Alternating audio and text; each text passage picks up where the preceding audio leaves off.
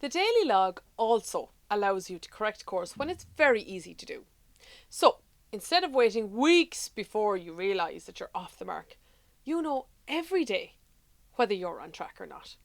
And what you need to do immediately the next day to correct the course if you need to.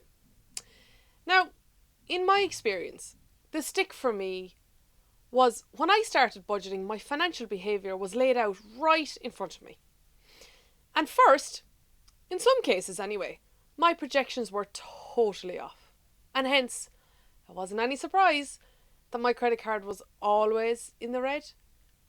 Now, the patterns of my mistakes, they repeated over and over and over again, month after month, and simple things like not planning my journeys well enough and paying about 5 times what I needed to for transport. Or another typical one, thinking I'm going to pick up something on the way home instead of making dinner.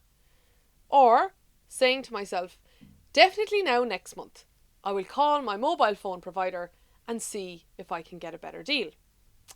And of course, next month would never, ever come.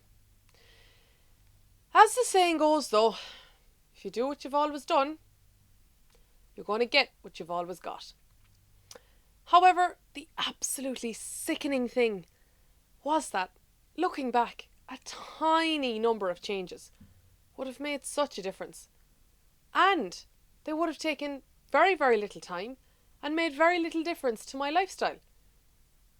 So I can look at it that way, or, on the other hand, it was absolutely enlightening that I needed to do so little to fix it, and for good.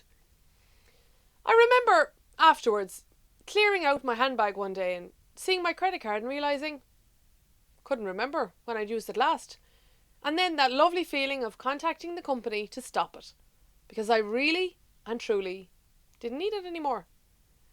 And I haven't ever since. There are some very powerful thoughts that you can and will have as you go through this process. And your definition of financial freedom, it will change, and it will grow, and it will develop as you change and grow and develop.